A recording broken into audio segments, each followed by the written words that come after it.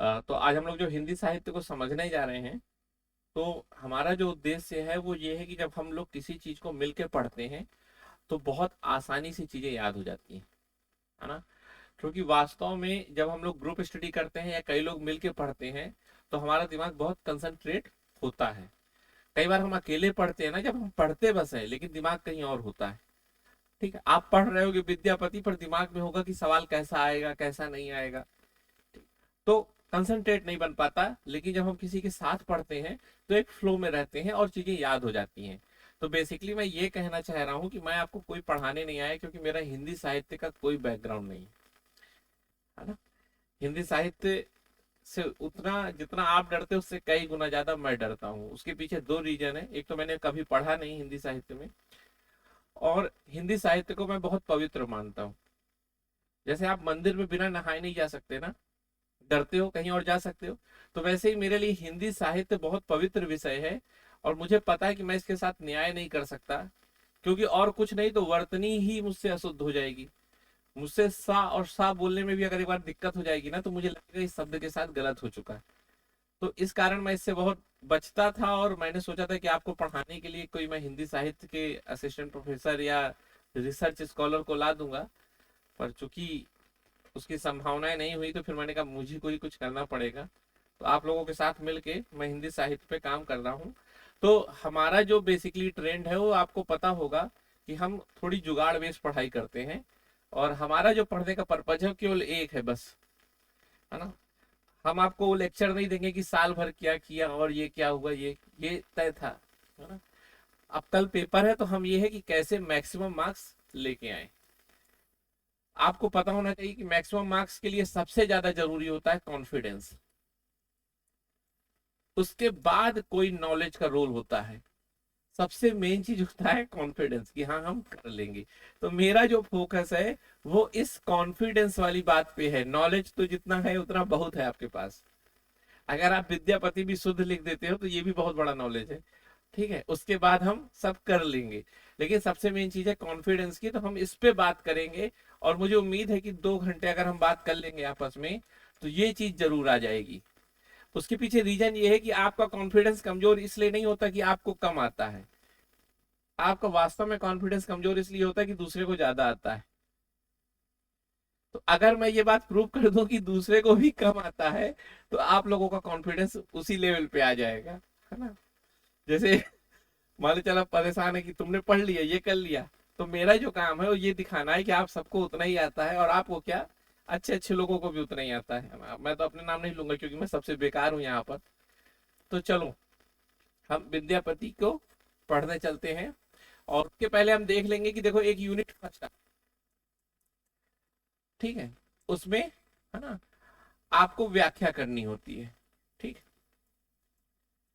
कितने आते हैं ये, 8 8 में 3 ना, 5 में, अच्छा, 6 में आपको 3 करना होता, मतलब 50% का आपके पास ऑप्शन है, मतलब 50% होता। फिर दूसरी जो यूनिट है, मतलब फिर दूसरी यूनिट क्या है, आप ये मान लीजिए दूसरी यूनिट में 3 आपको क्वेश्चन करने होते हैं। ठीक है, और फिर एक यूनिट 5वीं आती है जो लास्ट आती है ना, जिसमें टिप्पणी करनी होती है ना। ठीक है, बेसिकली इतनी चीजें हैं।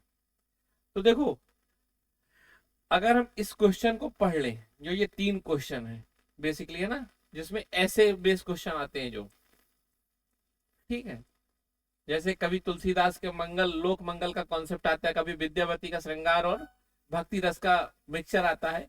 अगर हम इसको पढ़ लें तो होगा क्या कि हमारे पास इसका तो पूरा कंटेंट आ ही जाएगा। तो इसको तो पढ़ने की कोई जरूरत है नहीं।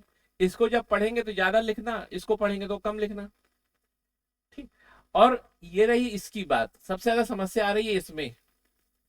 ठीक है, तो पहली बात तो दिमाग से ये निकाल दो कि इसको कवर कर पाओगे, है ना। जब हम बहुत परफेक्ट होने के लिए पढ़ते हैं तो हमेशा तनाव में जिंदगी रख लेते हैं।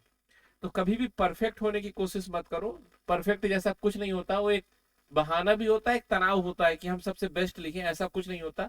सच्चाई के साथ जीवन जियो, इसको कहते हैं प्रैग्मेटिक लाइफ। व्यवहारिक जीवन ही आनंदित जीवन होता है। तो सबसे मेन चीज है कि हमें भी पता है कि 3 है। ठीक है, तो हम एक, हमें पता है कि विद्यापति से आना और विद्यापति में 12 ही हैं। अगर 12 के 12 को हम एक बार रिवाइज कर लेंगे तो ये हमारा कंफर्म सही हो जाएगा, उसमें कोई दिक्कत नहीं होगी। फिर एक दो और देख लेंगे, क्योंकि देखो तुलसीदास, कबीर और मीरा ये ऐसे हैं कि इनको देखते ही आप पहचान जाओगे। इसमें कुछ ऐसे शब्द आते हैं और जैसे पहचानोगे ना, और अगर आपने पूरी स्टोरी पढ़ रखी है तो आपको पूरा कंटेंट समझ में आ जाएगा कि क्या लिखना है विद इन सेकेंड। तो अगर हम एक काम ये करें, इसमें दो चीजें कर ले, एक तो आइडेंटिफाई कर ले, एक तो आइडेंटिफाई कर ले कि ये किसका है, ये मेन काम है। और ये हमें पता है कि विद्यावती, तुलसीदास, कबीर, है ना, सॉरी ये भी दुखी हो रहे होंगे बेचारे, तुलसीदास, कबीर, ठीक, और मीरा, है ना। देखो जायसी थोड़ी मिस्टिसिज्म रहस्यवादी है, उनको पढ़ना है ना, और घनानंद को पढ़ना, थोड़ी घनानंद तो मुझे इजी लगे, ठीक है, तो देख सकते हैं। लेकिन आप इतनों को पढ़ लेंगे अगर, है ना, तो मुझे लगता है इतने में से आ जाएगा। और इनको सबसे मेन चीज है ना, आइडेंटिफाई करना बहुत आसान है। अगर आप आइडेंटिफाई कर ले जाओगे, है ना, जितने लोग मैथिली के हैं वो तो विद्यापति की लैंग्वेज देख के पहचान जाएंगे तुरंत, है ना। तो सपोज करो ये आइडेंटिफाई करना बहुत आसान है, और आइडेंटिफाई कर ली तो फिर हम इसकी एक स्टोरी आपको बना के दे देंगे, है ना, एक कहानी। और उस कहानी को जब आप स्टेप बाय स्टेप पढ़ोगे तो आप एक शब्द भी पा जाओगे ना, जैसे मान लो कोई भी एक शब्द पाओगे और स्टोरी से जोड़ दोगे तो आप पूरा लिख दोगे। क्लियर। और सबसे इंपॉर्टेंट है नंबर पाना। नंबर के लिए सबसे ज्यादा इंपॉर्टेंट टीचर जो देखता है वो देखता है शुरुआत में और अंत में। तो हम इसको पहले से ही बेहतर कर लें। और ये क्या है, संदर्भ लिखने को आता होगा। अगर हम संदर्भ ही सबका बना के रखें, बहुत अच्छे वर्ड उसमें यूज करें, तो टीचर को बहुत ज्यादा प्रभावित करेगा। तो इसीलिए इस तरह हम इस पेपर को टैकल कर सकते हैं। वास्तव में पेपर बहुत इजी है, लेकिन हर उम्र के लिए अलग होता है ना। जब आप बीए फर्स्ट ईयर में होते हो तो बीए फर्स्ट ईयर का पेपर टफ होता है, जब आप सेकेंड ईयर में होते हो तो सेकेंड ईयर का पेपर टफ होता है, और जब उससे बाहर निकल जाते हो तो सब चीजें आसान लगने लगती है। पर जीवन वही है जो आप दूसरे के हिसाब से जी पाओ, है ना। अपने हिसाब से बातें करना बहुत आसान है, ठीक है, क्योंकि मैंने कई लोगों से कहा पढ़ाने को, अरे बहुत इजी है पढ़ लेंगे, और जब उनकी एग्जाम की बात हुई तो यार बहुत चिंता हो रही है, तो मन में सोचा कि तुम्हारा भी बहुत एग्जाम है, हो जाएगा, लेकिन अब क्या बोले, उनकी तरह होना दिक्कत है। तो चलो विद्यावती में आते हैं, है ना। और विद्यावती से जो पहला क्वेश्चन है ना, इसको आप लोग नोट्स खोल के देख लीजिए। तो हम लोग किसी भी चीज के बारे में ऐसी कुछ चीजें पढ़ेंगे, साइकोलॉजिकल एग्जामिनर क्या देखता है। तो एग्जामिनर कोई भी हो, हम ही सबके आसपास का रहने वाला इंसान होता है, और जैसे हम खुश होते हैं ना किसी चीज में, वैसे ही वो भी खुश होता है। सपोज करो आप लिखो, है ना, योगेश त्रिपाठी, और इसके बगल में आप लिख दो 1992, तो ये, और एक आप लिखो ऐसे ही, ठीक। अब आप ये बताओ, और एक चीज ऐसे लिखो आप,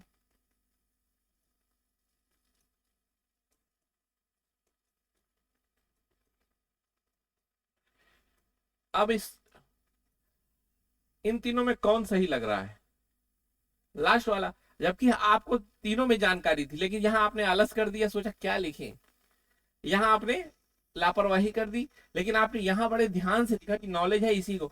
अब यही सेम है कि जब आप विद्यावती का भी नाम लिखो ना तो पूरा लिखो। समझ में आ रही बात।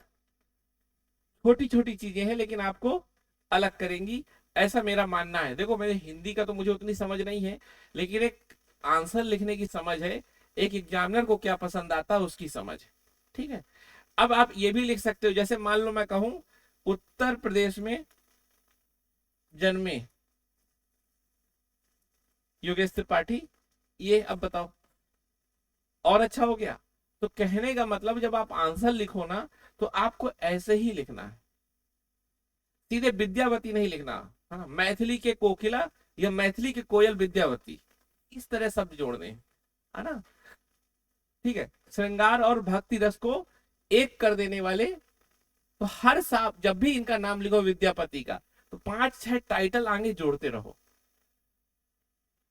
समझ में आ रही बात कि नहीं आ रही, है ना, ठीक है, लोक भाषा को साहित्यिक दर्जा देने वाले विद्यापति, या मैथिली की गरिमा को बढ़ाने वाले विद्यापति, यही शब्द है।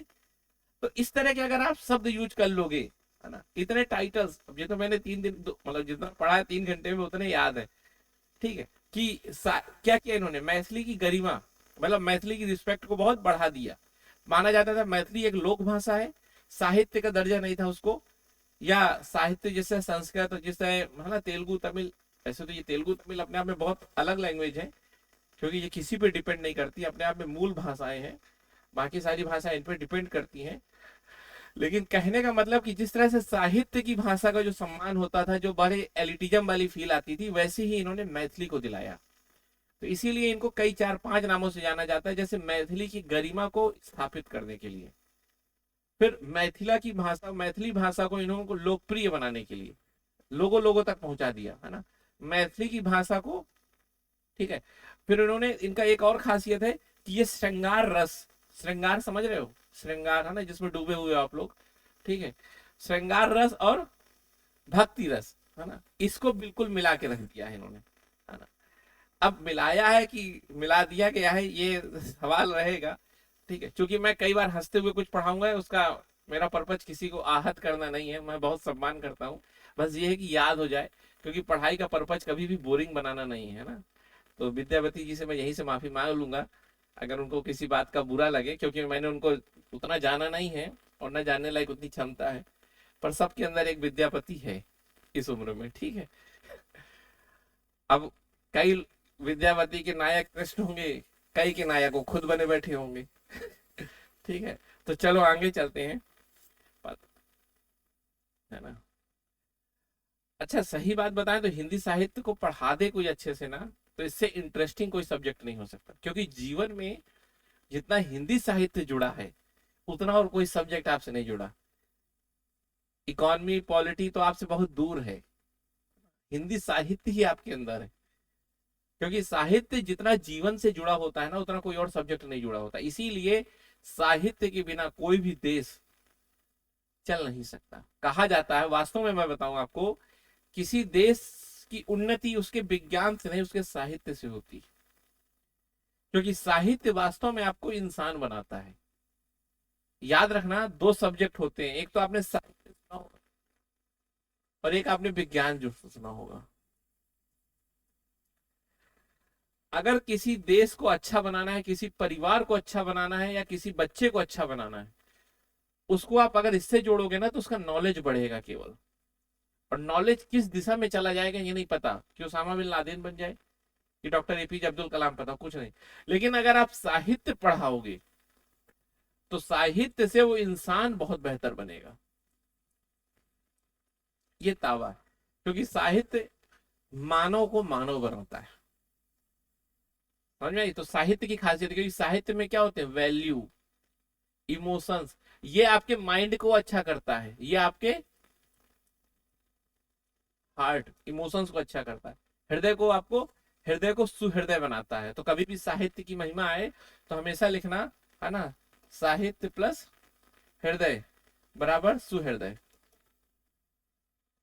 है ना, हमेशा। ये इसलिए मैं बता रहा हूँ ताकि आपको थोड़ी इंटरेस्ट, कई बार ऐसा लगता है ना लोगों को, एग्जाम का बताओ, सीधे एग्जाम का बताओ, तो याद रखना बहुत गलत तरीका होता है, बता भी देंगे तो भूल जाएगा। सबसे मेन बात है कि हर चीज का ना पूरा एक जाल होता है, जैसे आपको अलग अलग इन्फॉर्मेशन मैं दे दूं, ऐसे एक दे दूं, ऐसे दे दूं, फिर ऐसे दे दूं, जैसे लूसेंट में लिखा है, लूसेंट पढ़ने में सालों लग जाते हैं, लेकिन अगर आपको वही मैं आपस में तीनों को लिंक कर दूं तो इसको पढ़ लोगे तो ये भी आ जाएगा।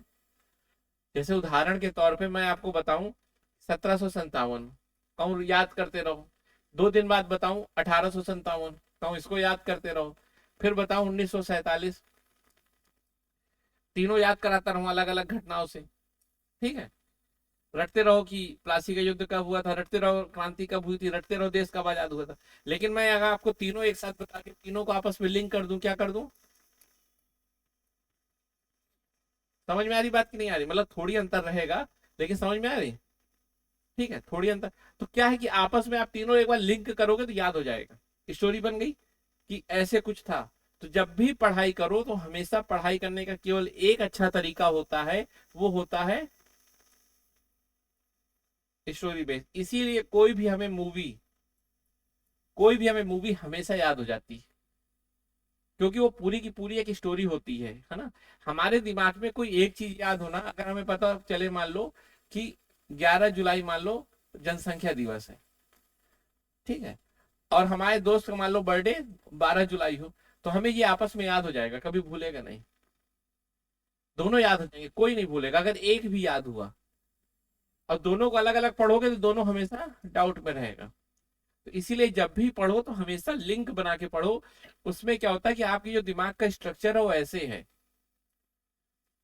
ना, सब आपस में जुड़ा हुआ है। अगर आपने ये पढ़ लिया तो इससे ये जुड़ा होगा, इससे ये जुड़ा होगा, ये है ना, एक दो तीन चार।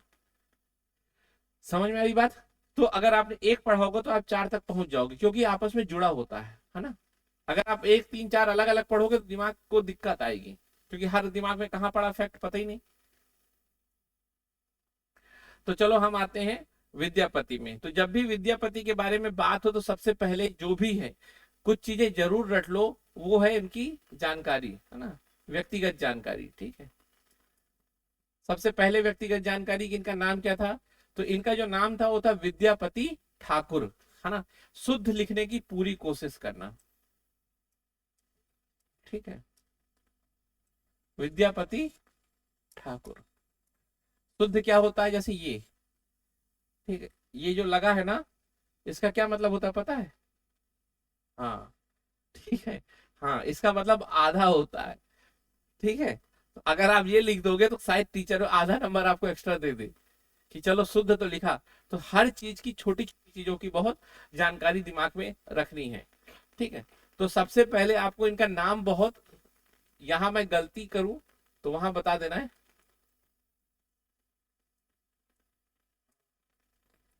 क्योंकि भारत की समस्या क्या हुई है कि हमने हिंदी भी छोड़ दी और इंग्लिश आती नहीं, तो हम लोग हो गए धोबी का कुत्ता, है ना। ठीक है, विद्यापति ठाकुर, समझ में आ गई बात। अब सबसे बात इंपॉर्टेंट है इनका जन्म दिवस। वही बात है कि विवादों में रहा है, वो सब हमें नहीं पढ़ना, ठीक है, लेकिन वास्तव में कब है ना।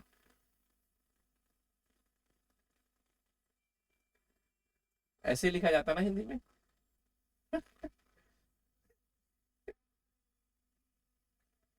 अब हिंदी पढ़ रहे हो तो हिंदी में इतना तो लिख लो।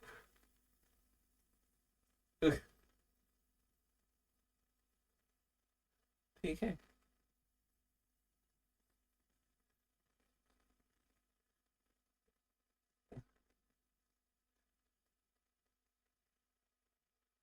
ये होती हिंदी की, ठीक है। कम से कम इतना तो अच्छे से समझो। मुझे नहीं पता, लेकिन मुझे लगता है जब हिंदी आप पढ़ रहे हो तो आपको हिंदी लिखना चाहिए पूरा, ठीक है। और टफ लगे और इजी लगे वो नहीं, लेकिन अपनी भाषा आपको इसमें देखो कि कितना बेरंग लग रहा है, इसमें देखो कितना प्रेम है। आप गिनती में भी देखो, इसमें देखो कितना प्रेम लग रहा है ना। ये नया कल्चर, आजकल लोग अपनी गाड़ियों में नंबर इस तरह भी लिखवाते हैं, है ना। ठीक है, जैसे आपको अपना फोन नंबर बताना हो अगर किसी को, अगर मान लो, है ना,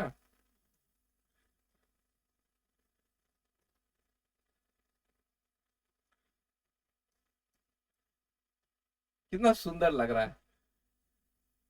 अब आप देखो, ये बहुत बड़ी हम लोगों का पतन, या बहुत बड़ा हम लोगों की गिरावट है कि हमें अपनी भाषा को ऐसे महसूस करना पड़ रहा है। आप खुद देखो, आप जब इसको पढ़ते हो,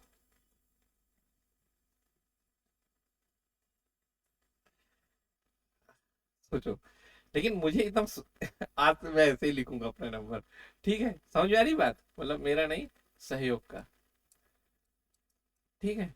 तो समझ में आया, तो थोड़ी चीजें ना अलग लगती हैं और कुछ नहीं, थोड़ी एफर्ट अलग करोगे आपको तो चीजें हैं, बाकी आपकी इच्छा। तो नाम हमने देख लिया विद्यापति। हमने ये देखा कि इनकी जो उम्र, मतलब जन्म दिवस की बात होती है, वो लगभग लगभग, है ना, ठीक है, इस समय कहा जाता है। और इसको ना आप जैसे एक बार ये लिखोगे, दूसरी बार आप इसको और लिख सकते हो 14वीं शताब्दी। देखो मैं फिर कह रहा हूं, हमारा काम केवल नॉलेज दिखाना है। अभी हम दो तीन दिन को हिंदी साहित्य से माफी मांग के केवल एग्जाम पे फोकस करेंगे।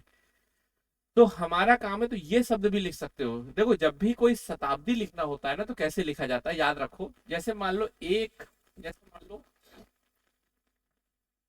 कि 1300 है, ठीक है, 1300 से लेकर 1399 तक, ये 14वीं शताब्दी होता है।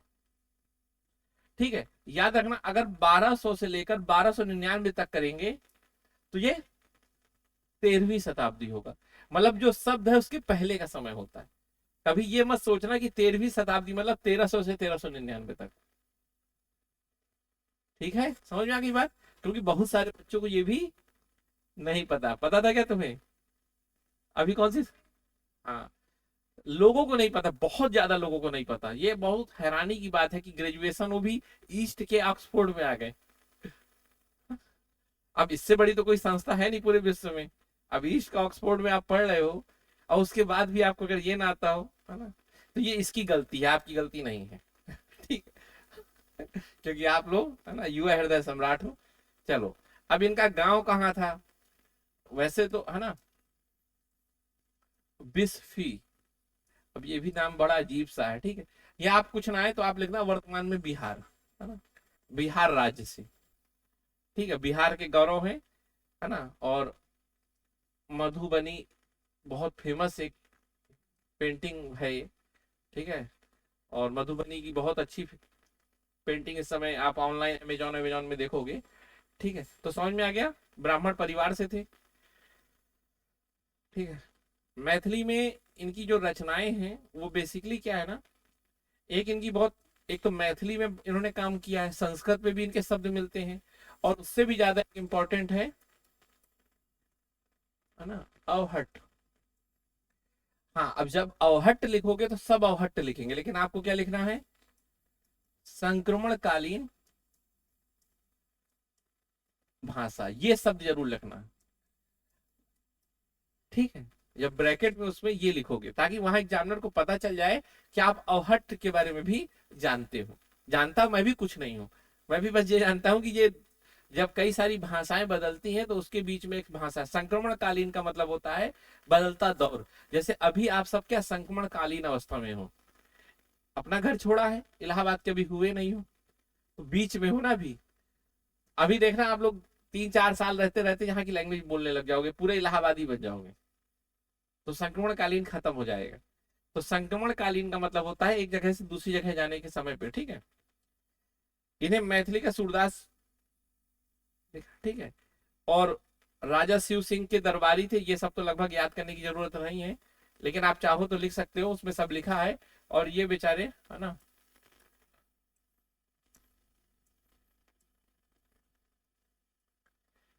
इस टाइम में इन्होंने इस लोक से विदाई ले ली।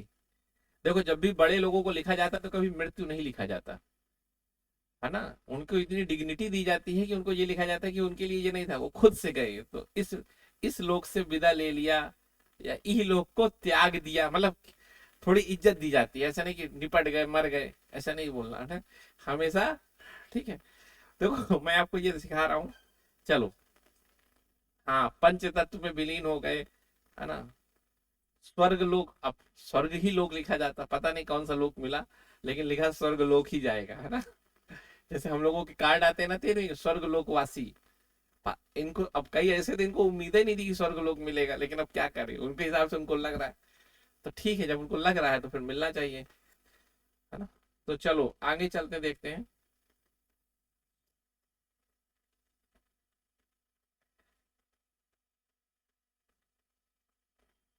इन्होंने मैथिली साहित्य को काव्य भाषा का दर्जा दिलाया।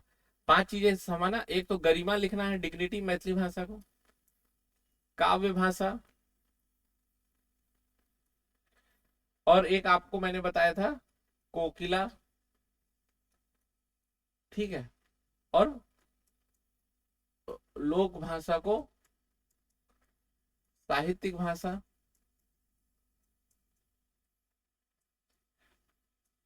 ये सब कुछ चीजें हैं जो इनकी उपलब्धियां हैं।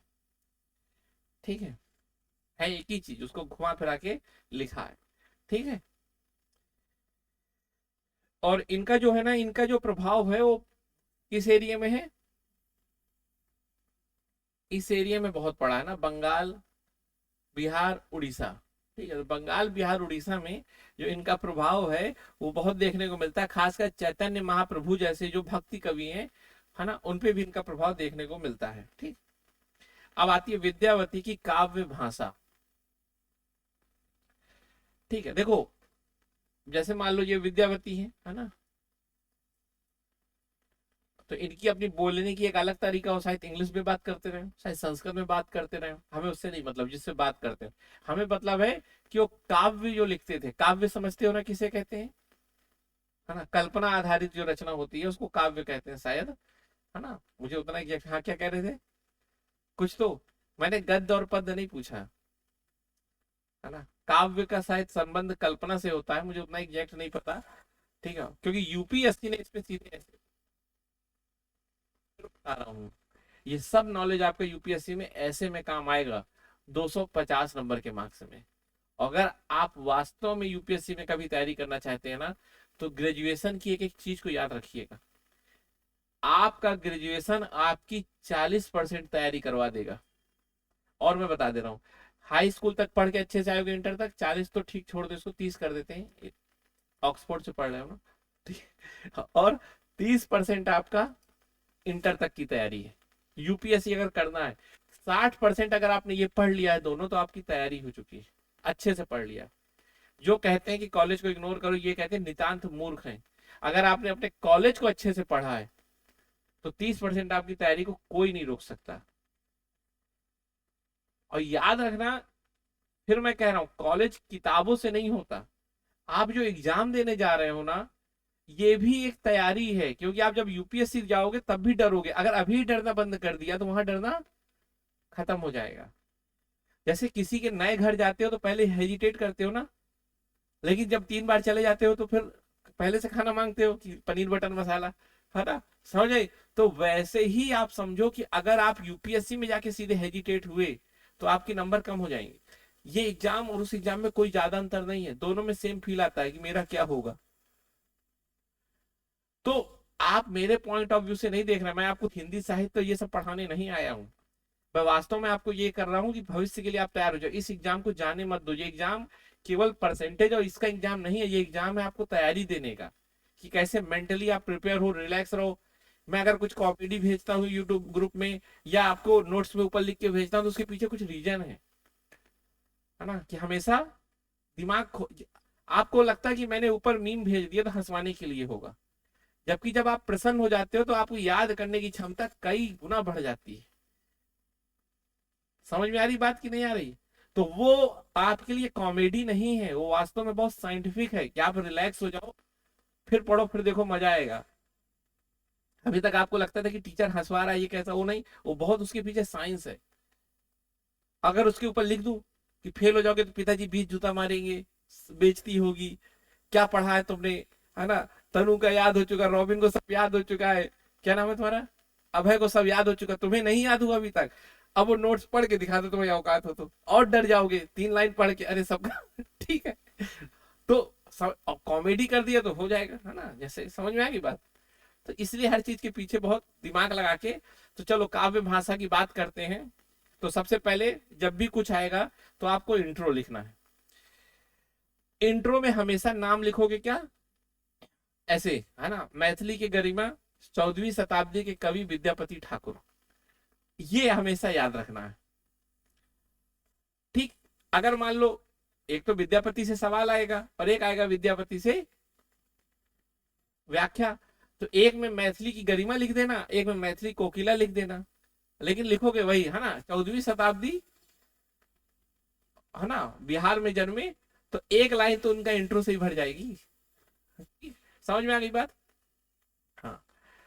तो चलो, भूमिका में हमेशा जो मैंने आपको बताया था क्या लिखना है, ये शब्द यूज करने हैं, ठीक है, ये क्लियर, ये शब्द सारे यूज करने हैं।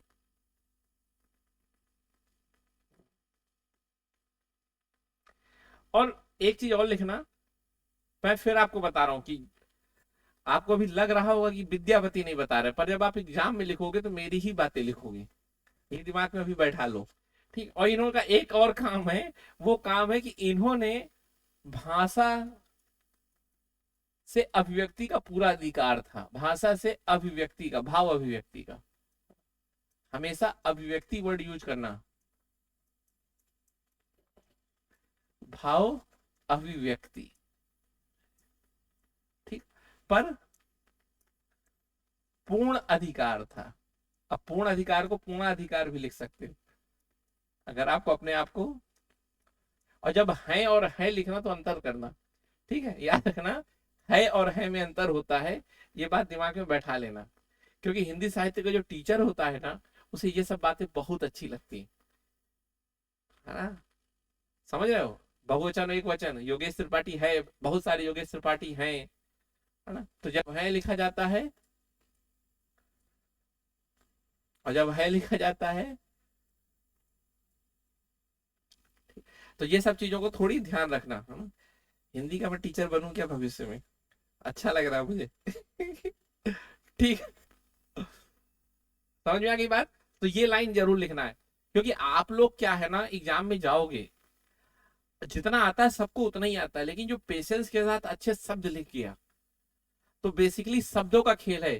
तो और क्या था, है ना, भाषा से संप्रेषणीयता, है ना, ये शब्द याद रहेगा। संप्रेषण नहीं होता, सुना।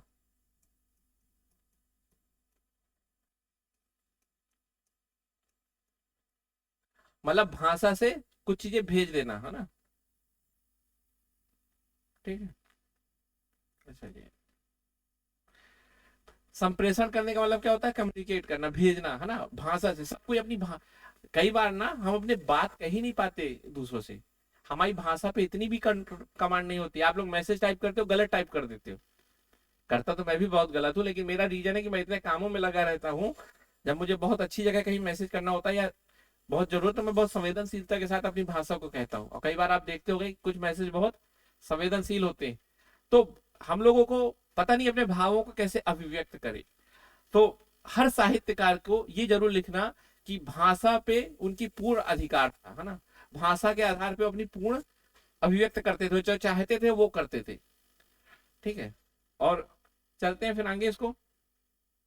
तो ये सब लाइन शुरू में लिखोगे, ठीक है। भाषा कैसी थी उनकी, सुगम, ये शब्द लिखना। ये नहीं भाषा बहुत आसान थी, याद रखना, ये शब्द मत लिखना। लिखोगे यही, ये नहीं लिखना है। क्या लिखना है, हाँ, सुगम, या सुगम में और सुंदर लगेगी ना, भाषा में सुगम्यता थी।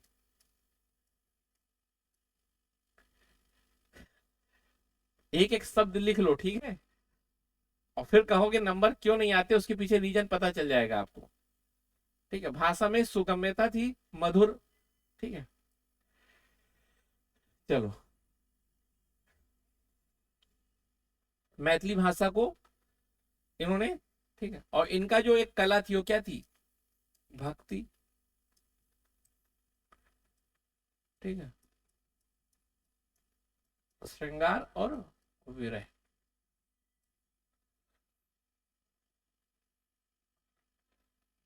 ये था जो इनका काम था, कि तीनों को आपस में लाके सबको एक साथ करते थे, है ना। और इनके बारे में कहा जाता है कि इन्होंने स्त्री के मनोविज्ञान को या स्त्री के भावों को बहुत सूक्ष्मता के साथ अभिव्यक्त किया है। समझ रहे हो हिंदी कैसी होनी है। हाँ, ये नहीं कि बहुत छोटे स्तर पे जाके उन्होंने महिलाओं के भावों को समझा दिया, ऐसे नहीं। और ये बहुत बड़ा काम है, क्योंकि कहा जाता है कि महिलाओं के भाव को कोई नहीं समझ पाया, तो अगर विद्यापति जी समझ गए तो बहुत महान थे। ठीक है। तो कहा जाता है विद्यापति जी ने महिला, स्त्री, है ना, महिला नहीं लिखना, स्त्री, स्त्री के मनोभावों को, स्त्री के मनोभावों को, है ना, बहुत सूक्ष्म दृष्टि के साथ अभिव्यक्त किया है। मुझे हिंदी लिखने को मिल जाए तो अलंकृत करते हुए इतना, बहुत अच्छी भाषा, बहुत अच्छी, क्या सबसे अच्छी, क्यों, सही है। तो इस तरह के शब्द आपको एक दो राइटर ही बताऊंगा, एक राइटर के बाद सब में यही लिखना है। हाँ, कबीर ने ये सब नहीं लिखना। कबीर बहुत देसी आदमी थे, शुद्ध कहते थे। पाथर पूजा हरि मिला है ना। कबीर और ये सब प्रेम और में नहीं, वो अलग टाइप के है ना। कबीर मान लो एक खड़ूस प्रोफेसर टाइप की, जो है सीधे मुंह में बोल देते। ठीक है, बाकी ये सब बड़े प्रेम से बात करेंगे, बहुत लौकिक भाषा। वो ये है कि सीधे है। ठीक है, समझ रहा हो समझो, वरना आगे बढ़ो।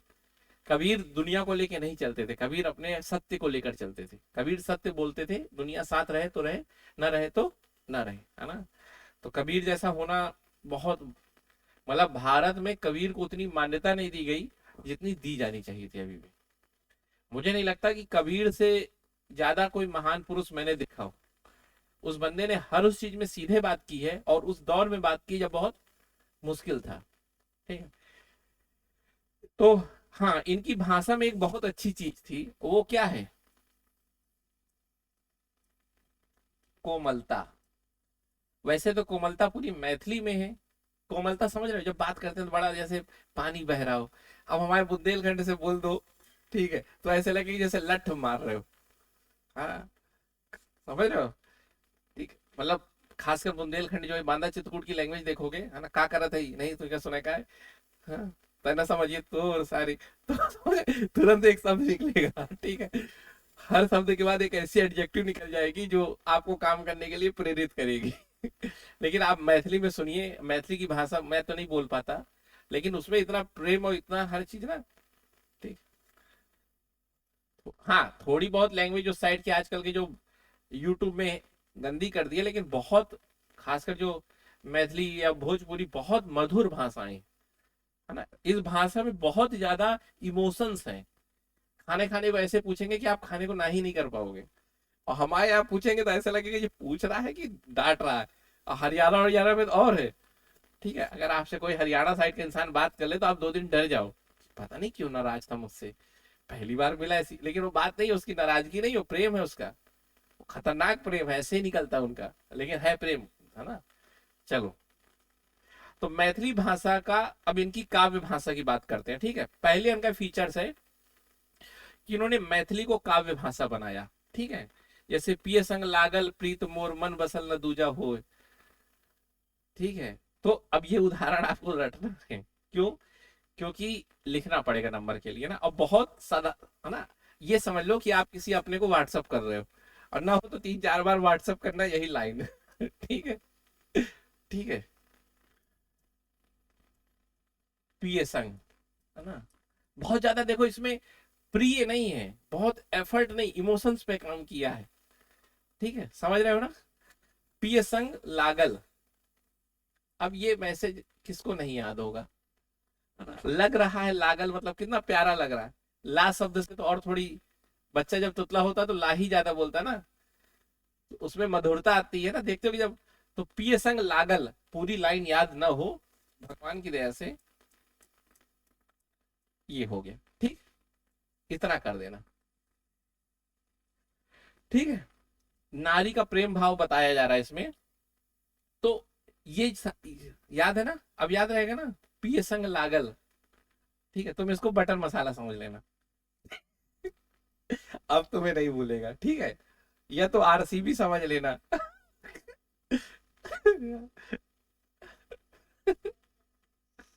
ठीक है, हाँ, चलो। सारांश पढ़ रहा होता तो आरसीबी देख के भावुक हो जाता है, कहता ना मुझे पूरा याद रहेगा। प्रिय संग लागल प्रीत मोर, मन बसन न दूजा होए, मतलब मन में कोई और दूसरा नहीं बस रहा। ठीक है, यही सब तो बात करते हो आप लोग दिन भर, तो वही लिखना है। और इसीलिए मैं कह रहा था, जितना विद्यापति आप सबके अंदर है ना। कई लोग नहीं कह पाते, कई लोग कह देते हैं, ये सबका अलग अलग। ठीक है, फिर इनकी काव्य भाषा की एक बहुत अच्छी खासियत थी, इन्होंने लोक भाषा या लोक प्रचलित शब्द यूज किए, है ना। तो पहला क्या था, इन्होंने मैथिली को क्या बनाया, काव्य भाषा, काव्य का दर्जा। दूसरा क्या है, इनके जो लोक शब्द बहुत यूज, जो सामान्य शब्द रहते थे, जो हम लोग ऐसे बातचीत में यूज करते हैं, ये वही शब्द यूज करते हैं किसमें। हाँ, जैसे तोहे देखी मोय मन पुलकित भेल, है ना। तोहे देखी मो मन पुलकित भेल। अब देखो, याद रखना ऐसा जरूरी नहीं है कि हर जगह वही एग्जाम्पल याद करो। आप अभी जो हम लोग ने पीछे नहीं पढ़ा था, है ना, पीएम संग लागल, तो ये भी तो लोक भाषा ही है, इसको भी आप लिख सकते हो, इसको भी लिख सकते हो, और इसको भी आप लिख सकते हो जो अभी कहा है, तोहे देखी मोय मन, है ना, एक दो लाइन बस याद रखो, तोहे देखी, ठीक है। अब फिर वही, समझ में आ गई बात, इसको ज्यादा लंबा मत करना कि पता चला 3 पेज में यही यही करके आ जाओ। इस तरह से। और याद रखना जब भी आंसर लिखना तो पहली हेडिंग और दूसरी हेडिंग में वही लिखना है जिसके उदाहरण याद आ रहे हो, क्योंकि एग्जामिनर दो हेडिंग सूट देखेगा, तो जिस पहली हेडिंग और दूसरी हेडिंग, क्योंकि आपको 3 आंसर लिखने हैं, 3 में 2 शुरुआत में वही लिखना है जिसका ऑप्शन, जिसका उदाहरण पता हो, क्योंकि एग्जामिनर शुरू में ही देखता है। तो ही देखी मोए मन पुलकित भेल, मतलब तुझे देखकर मेरा मन पुलकित, पुलकित मतलब प्रफुल्लित, खुश हो रहा है ना, प्रफुल्लित या बहुत आनंद का भाव आ चुका है ना, आनंदा भाव में डूब चुका है, ठीक। तो सीधे हृदय पे उतरती थी इनकी लैंग्वेज। संस्कृत के शब्दों का भी इन्होंने प्रयोग किया है, जैसे सजल नयन भय, ये लाइन याद आ रही, हाँ यही मैं कल पढ़ रहा था, सजल नयन भय मतलब क्या हुआ, हाँ सा जल, जिसको आप साधारण भाषा में कहते हो,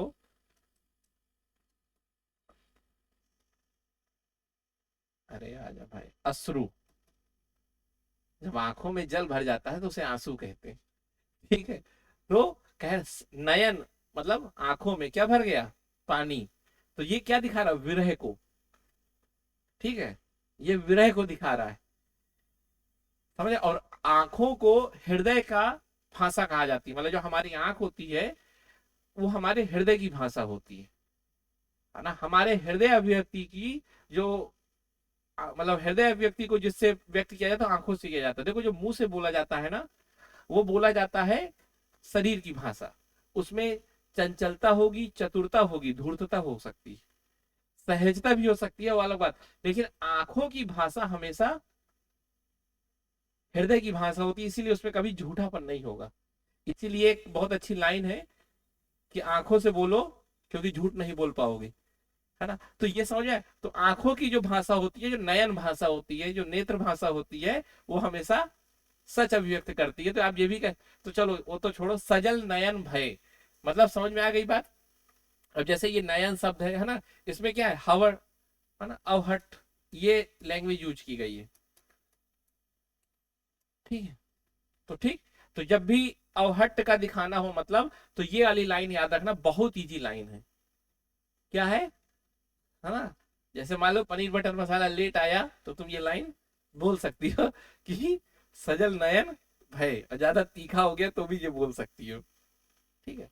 चलो भावानुरूप, भाव प्रधान भाषा है इनकी, है ना, प्रेम, विरह, भक्ति, संकोच, कुछ भाव है इनकी भाषा में, भाव दिख रहे हैं, ठीक है। जैसे कछु काहे मोरे अधर नु सके, है ना, इस, हाँ अधर मतलब वोट होता है, ठीक है। तो जो इनकी भाषा है, अब ये भी तो सजल नयन भी तो क्या है, भाव ही तो है, ये भी लिख सकते हो, दोबारा इसी को लिखो, कोई दिक्कत नहीं है। मैंने ऑप्शन जो लिखे हैं ना नोट्स में, वो ऐसे लिखे हैं कि बार बार उसी को आप लिख सकते हो, ठीक है। पहली वाली लाइन क्या थी, है? हाँ पिया संग लागल और सजल नयन भय, ठीक है। चलो आगे आते हैं। देखो एक बात याद रखना, भारतीय साहित्य में जितने भी कलाकार हैं, जितने भी कवि हैं, उनमें एक खासियत बहुत कॉमन है, क्या, प्रकृति के द्वारा अभिव्यक्ति, हर चीज वो फूल पौधों से ही दिखाते थे। जैसे आज की डेट में अब तो जो बॉलीवुड है वो भी गड़बड़ हो गया है, जो पहले का बॉलीवुड था वो समाज की मर्यादा को बनाए रखने के लिए जो प्रेम के संबंध में सीन होते थे ना, वो हमेशा फूल पत्तियों से दिखाते थे, ठीक है, हमेशा समाज की मर्यादा और उसकी अभिव्यक्ति भाव की, ये दोनों को बैलेंस करते थे। तो हमेशा जो देखना कि कालिदास को देखोगे तो प्रकृति के आधार पर पूरी तुलना कर दी, अरे मतलब स्त्री की सुंदरता को प्रकृति के आधार पे हमेशा ना, कि ये पुरुष की सुंदरता को तो नहीं आज तक जाहिर किया गया। ये भी एक विवाद का विषय है ना, या तो पुरुष सुंदर नहीं है या तो प्रकृति को बख्श दिया है। देखो, हम पूरी प्रकृति और महिला को समान बनाते हैं, लेकिन बनना पुरुष चाहते हैं, है ना। तो जितने भी कलाकार हैं, साहित्यकार हैं, वो हमेशा अपनी बातों को अगर दिखाना चाहते हैं, है ना, पुरुष को भी बताया गया है कि पर्वत सा बलशाली, ऐसा नहीं है। महिला की शारीरिक सुंदरता को जोड़ा गया प्रकृति के साथ, पुरुष के बल को जोड़ा गया है ना। समुद्र जैसा गहरा है वो, है ना, बाहुबली में नहीं देखते। तो वही चीज है। ठीक है, तो समझ में आ रही बात। तो ये याद रखना, हमेशा प्रकृति आधारित वर्णन। और इसमें भी इन्होंने किया है, जैसे बन फूल जो मुस्कल तोहर मुख, क्या शानदार लाइन है ना, कि फूल की तरह तुम्हारा मुंह मुस्कुरा रहा है। फूल कभी मुस्कुराता है? अरे देख, अब फूल को देख के आप कितना भी गुस्सा हो, जैसे किसी की मुस्कुराहट देख के आप शांत हो जाते हो ना, आप कितना भी इरिटेट हो, लेकिन आप फूल देखोगे गुस्सा नहीं आएगा उस पर, है ना। बन फूल ज्यों मुस्कल तोहर मुख, है ना। तो बन फूल, ठीक है, ये लाइन लिखना आजकल, है ना। किसी के पास कोई ना लिखने को हो तो मुझी को मैसेज करना। ठीक है, आज के दिन, है ना, ज्यों, ये शब्द याद रखना, ठीक है क्या। मुस्कल, अब देखो, ये शब्द अपने आप में कितना, मुस्कान को ही लिखा है मुस्कल, है ना। तोहर मुख, अब आप कहोगे मैं इतना धीरे धीरे क्यों बता रहा हूं, इसलिए पढ़ाई का मतलब तभी है जब याद रहे। और पढ़ा 10 बार और लिखोगे जाके अपनी ही भाषा, तो उस पढ़ाई का मतलब नहीं है, है ना। 1 घंटे अच्छे से पढ़ लो। तो बन फूल ज्यों मुस्कल तोहर मुख, तो यहाँ क्या, फूल और मुख को तुलना की है, तो ये क्या है, प्रतीकात्मक भाषा का प्रयोग। और ये लगभग लगभग सभी जगह लिख सकते हो। बस कबीर को अपवाद रखना हमेशा, क्योंकि कबीर का जो साहित्य है वो अलग लेवल का है ना। वो वैज्ञानिक प्रवृत्ति का साहित्य, उन्होंने विज्ञान के आधार पर बात की है, तथ्यों के आधार पर, इमोशंस के साथ नहीं जुड़ते हो।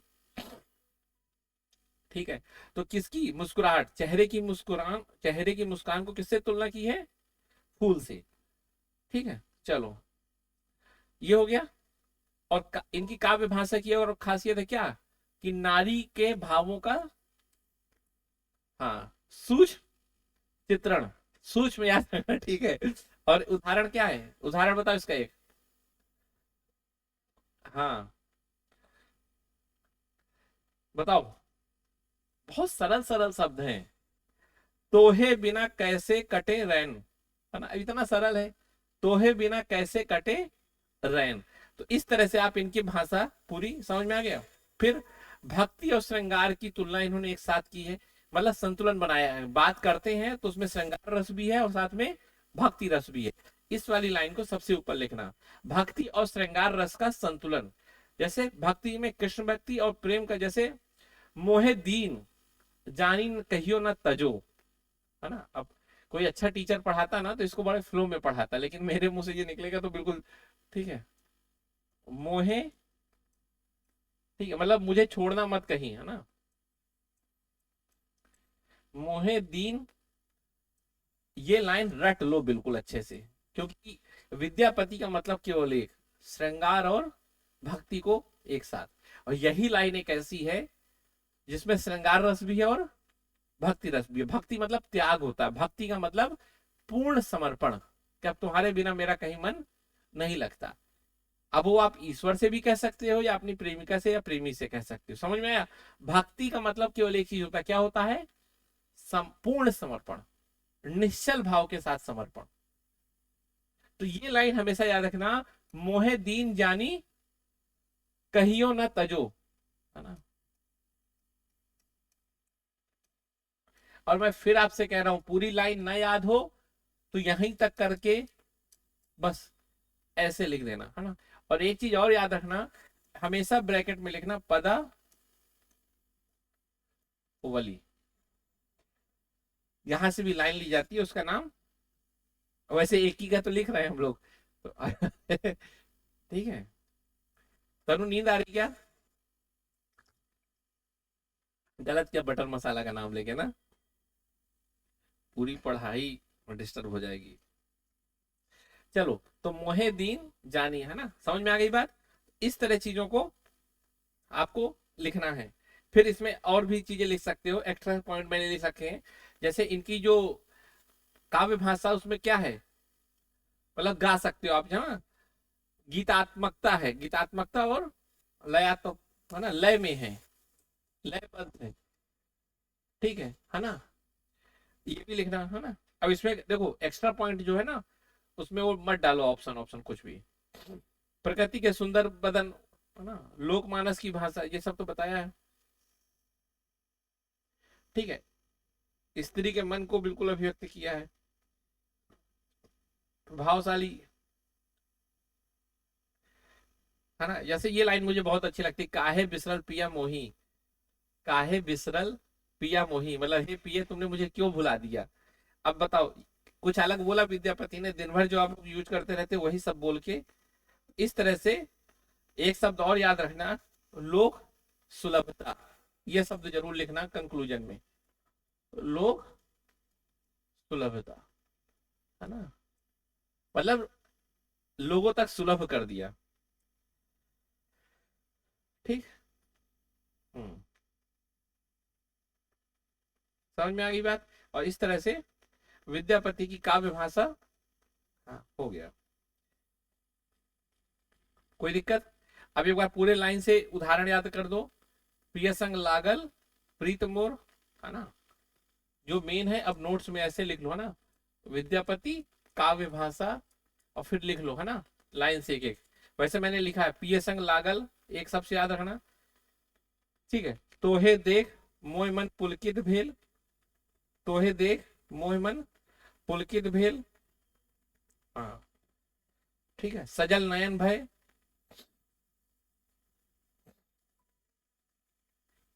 कछु काहे मोरे अधर दू सके।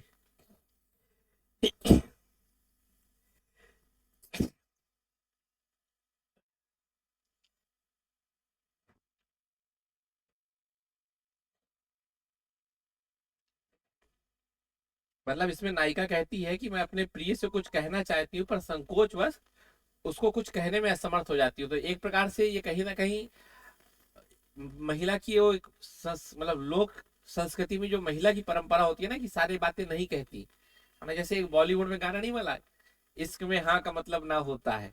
वैसे आजकल बहुत कंट्रोवर्शियल है, क्योंकि नो मीन्स नो। ठीक। तो अब लेकिन इसीलिए हम पिछली वाली बात कर रहे हैं, जिसमें कहा जाता था कि महिलाएं अपनी अभिव्यक्ति को पूरी तरह से स्पष्ट तौर पे नहीं कहती, है ना, उसको समझना पड़ता है। और इसी समझने में कई लोग नपे हैं। ठीक है, इसी के लिए फिर एक पिंक मूवी आई कि नो मीन्स नो, समझो मत पूछ लो। ठीक है। हाँ, क्योंकि कोर्ट में नैनो की भाषा की ऊपर बात नहीं होगी, कोर्ट में वही चलेगा जो भाषा वास्तव में यूज की गई। पता चला आपका कोर्ट में नहीं, मुझे आंखों से कहा था इसने। ठीक। कचू, चलो आगे चलते हैं।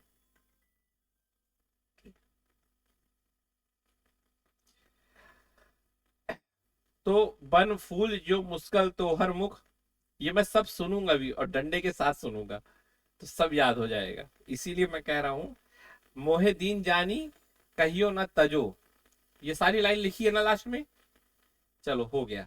अब विद्यापति में इस चीज को अगर आप लिख के आ जाओगे, तो आपका नंबर, इस तरह से लिख के आओगे तो बेहतर। अब आप सोचो, अभी तक आप जो लिखते, अब आप जो लिखोगे, अब जो लिखोगे उसमें थोड़ी सी समय लगेगा, लेकिन संतुलन के साथ लिखोगे, है ना।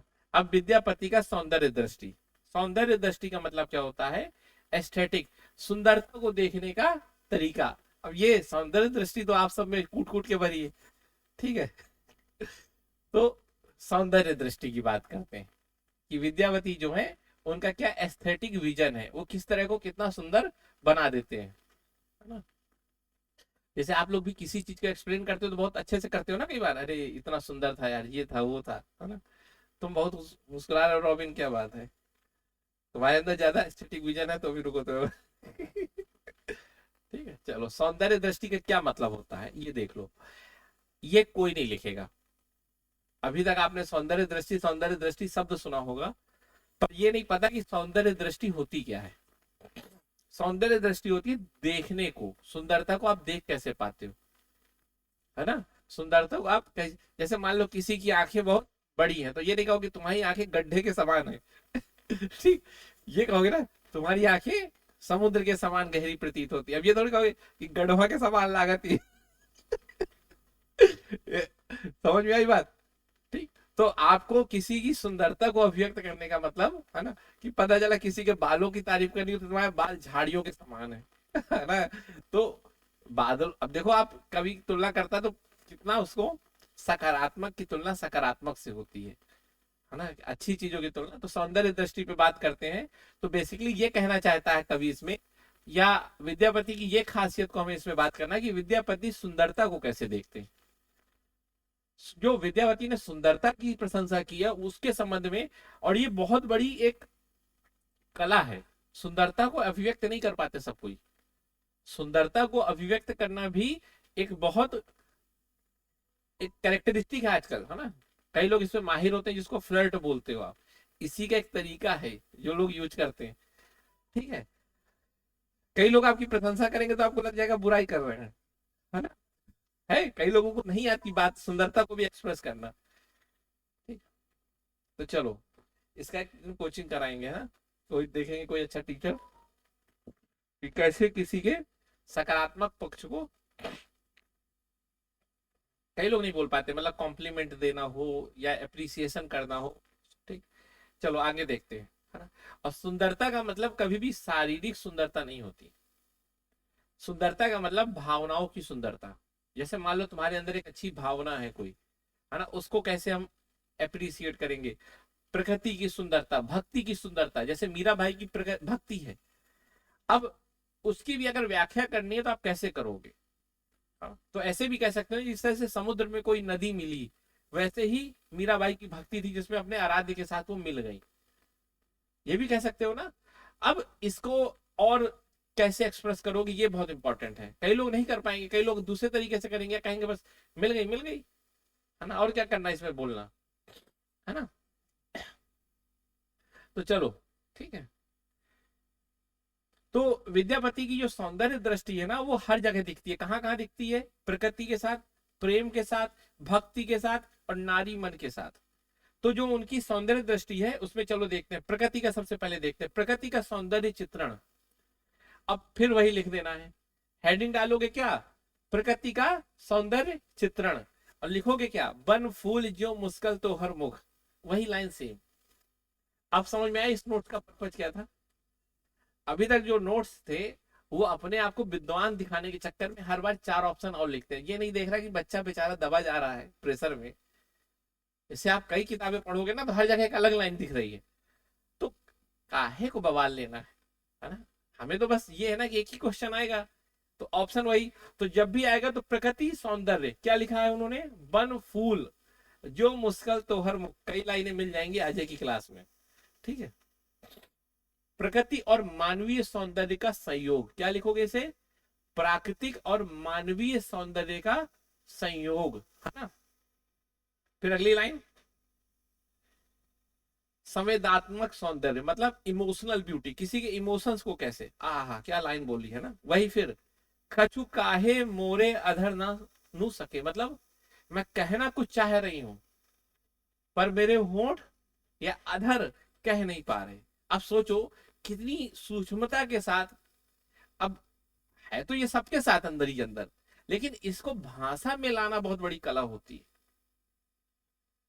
समझे, ये सबके अंदर है। अभी आप ये भी बोल सकते हैं कि यार मैं कह नहीं पा रहा कुछ, लेकिन इसमें उतनी स्पष्टता नहीं है। इसमें जैसे कहा है, कछु काहे मतलब मेरे अंदर कुछ कहना चाह रही हूं, लेकिन मोरे अधर मतलब मेरे अधर नू सके कुछ कह नहीं पा रहे। समझ में आ रही बात। तो ये अपने आप में बहुत बड़ा एक बात मैं आपको फिर बताऊं, कई लोगों को लगेगा यार ये कौन सी बड़ी लाइन है, ये तो कोई भी बोल सकता है, विद्यापति की खासियत क्या है। पर याद रखना, महानता हमेशा सरलता में होती है। ये बात दिमाग में याद रखना, जो जितने सरल तरीके से बात कह दे उतना ही अच्छा। आप बताओ, आपके सामने कोई बहुत सारे कपड़े और ताम झाम तमूरा समूरा लगा के खड़ा हो जाए, कोई सिंपल सा पैंट शर्ट पहन के खड़ा हो जाए, आपको कौन अच्छा लगेगा, सिंपल, है ना। हर चीज है ना, सिंपल अच्छी लगती है ना, तो सिंपल ही सरल ही सबसे ज्यादा आकर्षकता की केंद्र होती है। अगर आपको देखो आकर्षक बनना है, बहुत प्रभावी बनना है, तो सरल बनो। और अगर आपको कार्टून बनना है या दुनिया के लिए यूनिक बनना है ना, तो आप छपरी बन सकते हो। क्यों, पता चला बाल में 7 तरह का कलर है ढूंढो तो जानो कौन कौन से कलर। ठीक है, लेकिन आप सिंपल बाल रखो। ठीक है, तो वो चीज। तो चलो हम चलते हैं। तो इनका सबसे मेन एक याद रखना क्या था, संवेदनात्मक सौंदर्य बहुत ज्यादा है। और उसमें कौन सी लाइन यूज करनी है, कछु काहे मोहे मोरे अधर नु सके, मतलब ठीक है, भावनाएं देखिए बोलती हैं। ठीक है, फिर शारीरिक सुंदरता की इन्होंने जो बात की, या नेत्र सौंदर्य या करुणा की बात की, सजल नयन भाई, है ना, याद हो गया तुम्हें, तुम्ही से पूछूंगा सब। फिर श्रृंगारिक सौंदर्य, श्रृंगारिक सौंदर्य मतलब पिया संग लागल प्रीत मोर, मन बसल न दूजा होए। श्रृंगार का मतलब थोड़ी प्रेम से संबंधित होता है ना। श्रृंगार कहीं ना कहीं प्रेम से संबंधित होता है, कि प्रियतम के प्रेम में इतना डूब गई है कि अब मन किसी और में नहीं लगता है। एक निष्ठ प्रेम, पूर्ण समर्पण की भावना, यही उच्च श्रृंगार है। उच्च श्रृंगार का मतलब कहीं और मन ही नहीं लगना, कि बस तुम्हारे बिना अब कहीं मन नहीं लग रहा। यही दिन भर मैसेज करते होगे ना, उसको विद्यापति के हिसाब से समझ लो, पिए संग लागल प्रीत मूर, मन बसल न दूजा होए, है ना। जो सच्चाई है देखो, हर उम्र के साथ आजकल तो लोग 16-16, 14-14 साल में विद्यापति बने जा रहे हैं। एक समय 35 साल 36 साल में लोग बनते थे, 30 साल में, है ना। आजकल 18-19 साल में सब विद्यापति से देवदास जाने लग गए ठीक है, अब देवदास की भी उम्र छोटी होती जा रही ना। पिया संग लगल, ठीक है। भक्ति का इनका है कि मोहे दीन जानी कहियो ना तजो, मोहे दीन जानी मतलब मुझे दीन समझकर कभी छोड़ना मत, मोहे दीन जानी। अब इनका भक्ति में भी सौंदर्य देखो कितना अच्छा है। तोहे देखी मोह मन पुलकित भेल, ये सौंदर्य है क्या, लय। जैसे कभी गाओगे तो इसको गाने में आपको बड़ा आसान है। फिर नारी मन क्या है, तोहे बिना कैसे कटे रैन। तो कहने का मतलब वही सब चीजें चीजें। एक शब्द और लिख लो, मनोवैज्ञानिक गहराई। क्या, मनोवैज्ञानिक गहराई, सब उसी में लिखा है।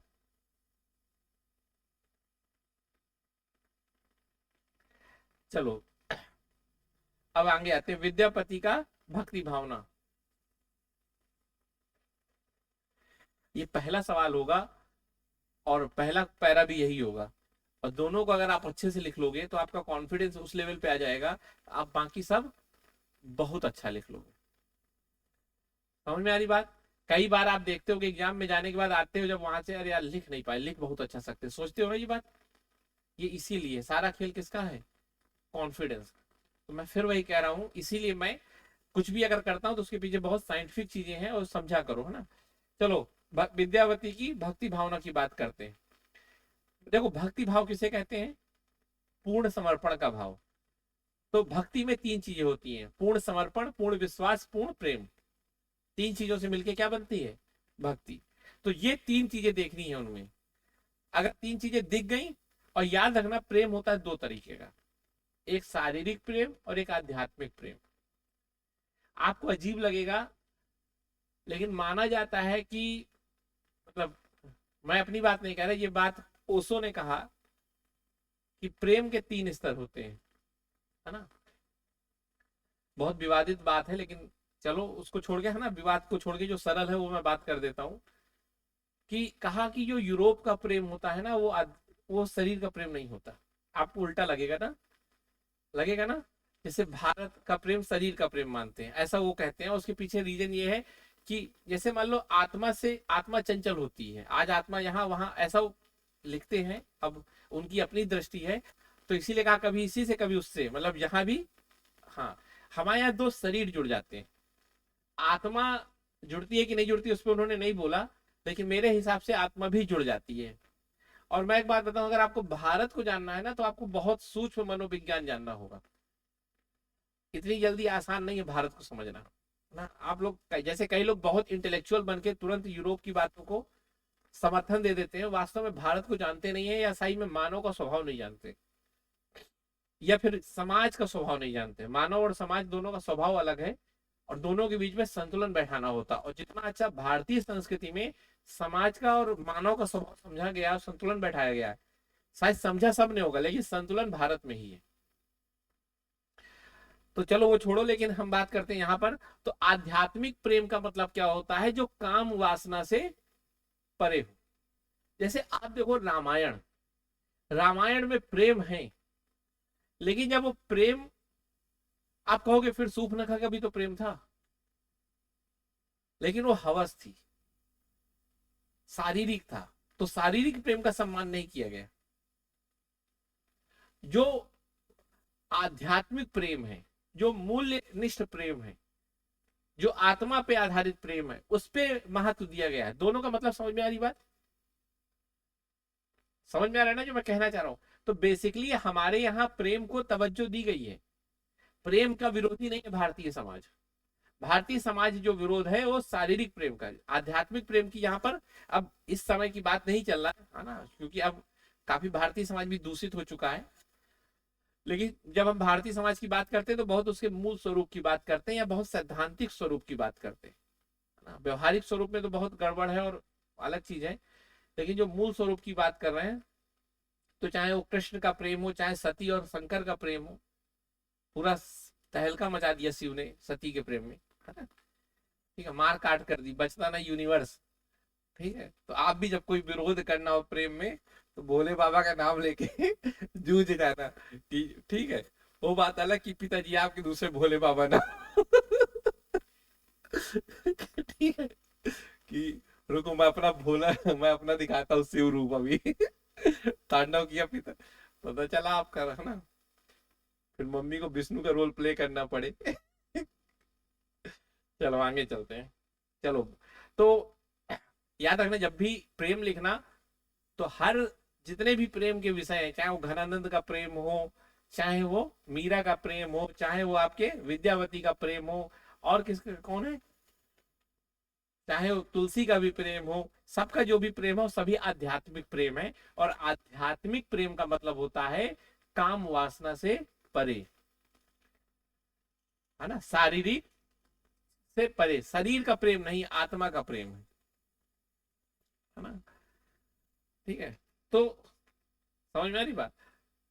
अगर आपको शारीरिक प्रेम की बात है, तो वो फिर शारीरिक मतलब जो काम वासना के रहित हो ना, जिसमें एक है ना बॉलीवुड का एक बहुत जो किरदार आता है ना मीम, वो शारीरिक प्रेम का है। ठीक है, लेकिन जो आध्यात्मिक प्रेम है, जब भी मैं इसको देख रहा था मुझे अक्षय कुमार का डायलॉग बार बार याद आ जा रहा है और अब अगली बार नोट्स बनाऊंगा तो इस तरह की इमोजी को भी ध्यान रखूंगा। शारीरिक प्रेम वो है, मीम है। ठीक है, थोड़ी टीम बड़ी हो जाए तो फिर नोट्स अच्छे बनते हैं। और तो चलो भाई, ईश्वर के प्रति समर्पण, इसके लिए कौन सी लाइन लिखोगे? अब बताओ जल्दी, पहले बंद करो, ऐसे सोचो, दिमाग लगाओ, एग्जाम में दिमाग होगा ना कॉपी थोड़ी होगी जल्दी सोचो क्या लिखोगे। ईश्वर के प्रति समर्पण, भक्ति भाव लिख दिया, ये भी लिख दिया कि विद्यापति का भक्ति भाव कैसा है, लाइन कौन सी लिखोगे? राधिके मोहे दीन जानिके, ईश्वर के प्रति समर्पण का मतलब है कि मुझे छोड़ मत देना, मैं आपकी भरोसे हूं। तो मोहे दीन जानिके कहियो न तजो, है ना। फिर दूसरी लाइन, और जिसमें एक निष्ठ प्रेम की बात किया है कि पिय संग लागल प्रीत मोर, है ना, मन बसल न दूजा होए। समझ में आ रही बात? देखो तीनों जगह वही लिखना है, मैं इसीलिए कह रहा था कितना आसान है। प्रिया संग लागल प्रीति मोर, अब यही चीज सबसे बड़ी कमी है, आप लोग 4 लाइन अगर नहीं याद कर पाओगे तो लिख लेना लेकिन वहां जरूर लिख के आना, प्रिय संग प्रीति, है ना। अगर आपका इसका सीक्वेंस भी भूल रहा हो तो उसका भी कुछ कर सकते हैं। प्रिय संग वाला बहुत इंपॉर्टेंट है ना, लाइफ के लिए भी आपके इंपॉर्टेंट है। प्रिय संग लागल, ठीक है, इतना याद रखना, PSL PM। ठीक है, पिय संग लागल प्रीत मोर, अब इतना तो याद रहेगा, PSL PM। अब तो नहीं भूलेगा, क्यों? हाँ अब तो ठीक है। फिर आगे चलते हैं, सजल नयन। अब देखो जहां भी समर्पण होगा, समर्पण दो तरीके से दिखता है। एक तो मिलने की भाव, समर्पण में एक मिलने का भाव दिखता है कि तुम मिल जाओगे तो दुनिया मिल गई। है ना, तुम जो मिले तो दुनिया मिली, ऐसा। और उसका दूसरा भाव भी होता है सेम, कि तुम गए तो दुनिया गई। समर्पण में दोनों चीजें हो सकती हैं। समर्पण अगर आपको दिखाना हो, जैसे अगर मैं समर्पण दिखाऊं रॉबिन, कि तुम रहे तो सब कुछ और तुम गए तो सब खत्म, है ना, तो ये समर्पण होगा। जैसे मान लो विराट कोहली और आरसीबी है, तो समझ आए, तो समर्पण का मतलब दोनों चीजें होती है, एक होने का महत्व और जाने का भी महत्व, कि तुम गए तो सब गए। कई बार नकारात्मक सेंस ज्यादा अभिव्यक्त करता है किसी के होने का, ठीक है। अब वही शरणागति, टोटल सरेंडर कर दिया है। सरेंडर में क्या होता है, जैसे अगर किसी के सामने आध्यात्मिक प्रेम का समर्पण दिखाओ कोई, है ना, आध्यात्मिक प्रेम का समर्पण, युद्ध का समर्पण तो भैया मालिक अब लेकिन एक प्रेम में भी समर्पण होता है, कि बस अब जो है तुम हो, अब मेरे पास कोई शब्द नहीं है इसको व्यक्त करने के लिए, मैं कुछ कह नहीं पा रहा। मतलब जब आप अपने शब्दों के अस्त्र रख दो, जब आप अपने शब्द रूपी औजार रख दो, जैसे कई बार नहीं होता। अब देखो प्रेम ऐसा विषय है कि 18 साल से ऊपर हो गए तो कभी ना कभी महसूस हुआ होगा, चाहे कुत्ता बिल्ली जानवर किसी से हुआ हो, ठीक है, इंसान से हुआ हो, किसी से ना प्रेम, एक प्रेम जो है ना वो आपके कंट्रोल में नहीं है, मानव का स्वभाव है। अगर आपको गुस्सा आता है तो आपको प्रेम भी आता होगा। और प्रेम के प्रति एक होता है ना, समर्पण। समर्पण का मतलब युद्ध में जो समर्पण होता है उसमें क्या रखते हो आप, अपनी तलवार। लेकिन प्रेम में असली औजार क्या है, शब्द।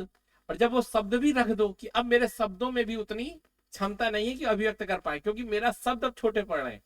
वास्तव में आपको मैं एक बात बताऊं, जैसे मान लो कि, जैसे मान लो ये रोटी है ना, इसको यूरोप में क्या बोलते हैं, ब्रेड।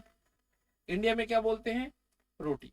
वास्तव में ये शब्द जो है बनाए गए इंसानों के द्वारा।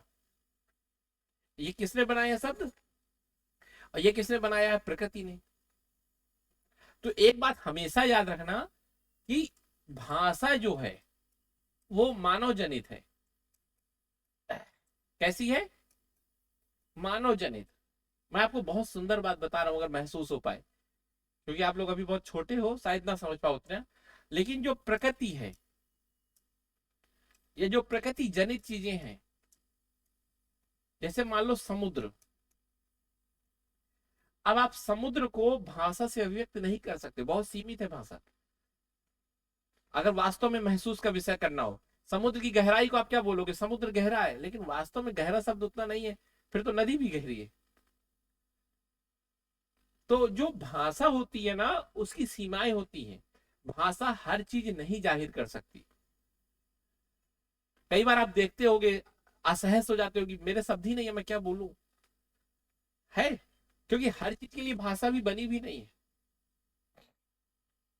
जैसे मान लो एक भाषा जो अभी तक नहीं थी, अब बनी, छपरी।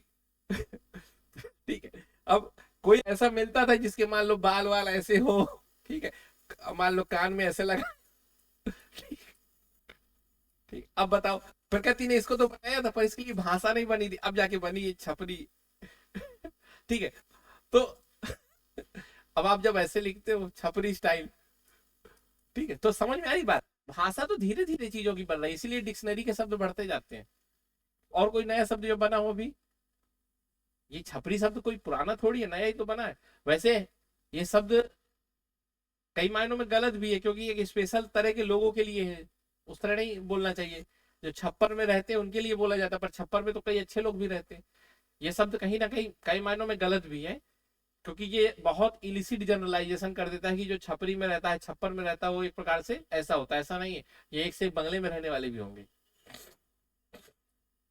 शब्दों की भी एक मर्यादा होती है। कई बार जैसे कहा जाता नहीं कि ब्लैक लिस्टेड कर देंगे, है ना।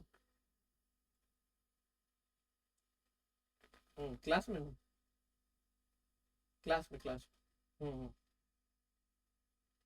समझ में आ रहा है शब्द। तो ये भी है, जैसे मान लो नहीं कहा जाता कि स्त्री, मतलब क्या कहा जाता है, किसकी तरह रो रहे हो, स्त्री की, औरत की तरह, महिलाओं की तरह रो रहे हो, या चूड़ी पहना देंगे, ऐसी चीजें ना।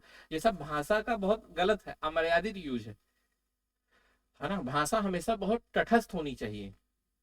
किसी विशेष पे सूचित नहीं होना चाहिए। जैसे ब्लैक लिस्टेड करने का मतलब क्या, ब्लैक काले होते हैं, मतलब काले लोग खराब होते हैं, ऐसा नहीं होना चाहिए। इसी ब्लैक लिस्टेड शब्द को भी बैन करना मांग हो रही, क्योंकि इसमें क्या है, रेसिस्ट की फीलिंग आती है ना। ठीक है, और गोरे लोगों द्वारा दिया गया ये शब्द है वास्तव में। तो चलो यहाँ चलते हैं। तो भाषा जो है वो शरणागति, मतलब जब सरेंडर कर देते हैं, है ना। मैं इधर उधर ज्यादा चला जा रहा हूँ हिंदी के चक्कर में, लेकिन अब टॉपिक पे रहूँ ना, पेपर है कैसे। ठीक है, पर चीजें आपको सीखनी चाहिए, इतना बड़ा चिल पेपर, कोई दिक्कत नहीं, बहुत समय है अभी, बहुत समय है। नहीं समय है, बहुत समय है, नहीं समय है। अरे बहुत आराम से, है ना। देखो हिंदी को अगर लिखना है ना तो फिर मस्त होके लिखो, तब लिख पाओगे, डर के नहीं लिख पाओगे। आता तो वैसे भी कुछ है नहीं। और ना आ पाएगा भी एक दिन में, तो कम से कम डर ही खत्म कर लो, तो अच्छा लिख तो लोगे।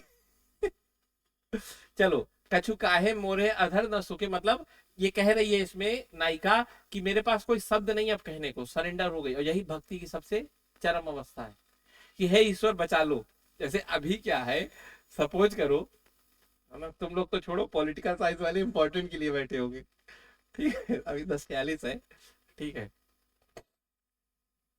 तुम सोचो कि जैसे मान लो कल 2 बजे तुम, ठीक है, ईश्वर के सामने क्या कर रही होगी, अपने सारे औजार रख रही होगी पेन वेन, कि हे ईश्वर मुझे बचा लो, मेरे पास कोई शब्द नहीं है बोलने को अब। तो शरणागति है ना, तो वैसे जैसे, तो वैसे ही नायिका ने कहा कछु काहे मोरे अधर ना, अधर नु सके, मतलब मेरे पास अब कोई शब्द नहीं है। तो ये भी भक्ति भाव का ही एक परम रूप है।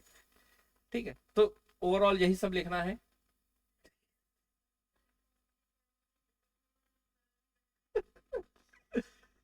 लिखना तो यही चाहिए। चलो आगे चलते हैं। श्रृंगार, श्रृंगार का मतलब क्या होता है, यहाँ बड़ा प्रेम प्रेम, और श्रृंगार का मतलब, है ना, सुंदरता, प्रेम, दो चीजें, किसका क्या, सौंदर्य की बात की गई हो, और बहुत ज्यादा, है ना, प्रेम की बात की गई हो, यही है दो चीजें श्रृंगार का। ठीक है, तो आपने देखा होगा कि नारी की सुंदरता, प्रेम की भाव की सुंदरता, तो तीन चीजें बताना है आपको, सुंदरता। अब आप बताओ, ये तीनों का आपको अच्छे से याद है ना। ठीक है, इसमें इसमें इसमें सजल नयन, कितना सुंदर वर्णन है ना, थोड़ी वियोग टाइप का है, लेकिन आप उसमें देखो, ठीक है, तुम्हारे बिना कहीं मन नहीं लगता, है ना, पीएसएल, पियसंग, है ना, पीएसएल पीएम, वो लिख सकते हो। फिर बन फूल जो मुस्कल तो हर मुख, है ना, ये लिख सकते हो। ठीक है, बन फूल जो मुस्कल, ठीक है, बी, अच्छा बी, बीजेपी नहीं है, बीपी जी है, ठीक है ना, मोदी। ठीक है, तो याद रखना, है ना, बन फूल जो मुस्कल तोहर मुख, ये तो याद रहेगा ना बीजेपी से। ठीक है, तो चलो, तोहे देख मोहे मन पुलकित भेल, है ना, इसको भी याद कर लें। तोहे देख मोहे मन पुलकित भेल। ठीक है, टीडीएम एमपीबी, टीडीएम क्या, टीडीएस पार्टी, है ना, टीडीएम याद रखना। तोहे देख मोहे मन पुलकित भेल, है ना, तोहे देख मोहे मन पुलकित भेल, याद रखना ये चीज। ठीक है, पिया संग लागल प्रीत मोर मन बसल न दूजे, ये सब वही बार बार है, कुछ नहीं अब रखा, है ना। बाय बाय विद्यापति, बहुत पढ़ लिया तुमको। ठीक है, राधा का चित्रण कैसा है विद्यापति का, आध्यात्मिक और समर्पण का प्रतीक है, बस ये सबसे मेन याद रखना। जो उनकी राधा है वो क्या है, एक प्रेमिका के रूप में है, पर उनका प्रेम कैसा है, आध्यात्मिक और समर्पण। अब समर्पण वाली लाइन बताओ एक दो मुझे, कि तुम्हारे बिन कहीं मन नहीं लगता। ठीक है ना, हाँ, और हाँ, कि राधिको, है ना, मतलब मुझे दीन समझ के त्याग न देना। अगर हिंदी वो लाइन न लिख पाओ तो हिंदी में लिखाना, हिंदी में भी वो लिख सकते हो। क्या लिखोगे, कि उद्धृत, ठीक है, जैसा कि हिंदी, हिंदी शब्द लिख सकते हो आप। ठीक है, चलो, हो गया, बाकी अब कुछ नया नहीं है। विद्यापति से अब आपको सबसे अच्छा नंबर पाने से कोई नहीं रोक सकता। तो एक बार भगवान का नाम लेके जल्दी जल्दी विद्यावती की जो लाइनें हैं वो याद कर लो। ठीक है, सबसे मेन तो यही है ना। ठीक है, देखो अब पढ़ाई का रिवर्स डालते हैं। रिवर्स मतलब क्या होता है? पहली लाइन क्या है एक बताओ? बीजेपी वाली कौन सी थी? बी पे जे एम। अब बताओ इसका क्या मतलब था? है? हाँ ठीक है, बन फूल ज्यो। ठीक है, यही है ना? ठीक है, मुस्कल ज्यो मुस्कल तोहर मुख। थोड़ी अच्छे से लिखें, ये राइटिंग खराब है। इतना सुंदर लाल कलर यूज करें जो प्रेम का कलर होता है। ठीक, बन फूल ज्यो, ये कलर अलग आ गया है यार। कहाँ गया? चलो, ज्यो मुस्कल तोहर मुख। ठीक है, हो गया। दूसरी लाइन क्या थी इसकी? एक और बताया था ना हमने, T D S M M. इसका क्या था? हाँ क्या था इसका, बताओ भाई। तोहे देखी, तोहे देखी, फिर तोहे देखी मोहे मन पुलकित, मोहे मन पुलकित भेल, है ना? यही है ना, भेल है ना? याद रखना भेलपुरी। ठीक है, बटर मसाला नहीं यूज किया उस समय, नहीं चलता रहा होगा, लेकिन नाराज मत होना तनु, विद्यापति पीजिए नहीं तो वो कहते हैं कि तोहे मन देख मोहे मन पुलकित बटर मसाला। ठीक है, और क्या था? एक और हमने बोला था, पीएसएल, है ना? पीएसएल का था क्या था? पीएसंग लागल, है ना?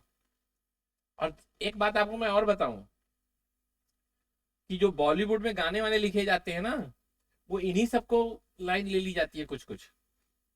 जिसको अब लिखना होगा यही सब पढ़ेंगे ना, बन फूल तेरा चेहरा ऐसे, है ना? इसी को हिंदी में बोल देंगे, और क्या है? पियसंग लागल।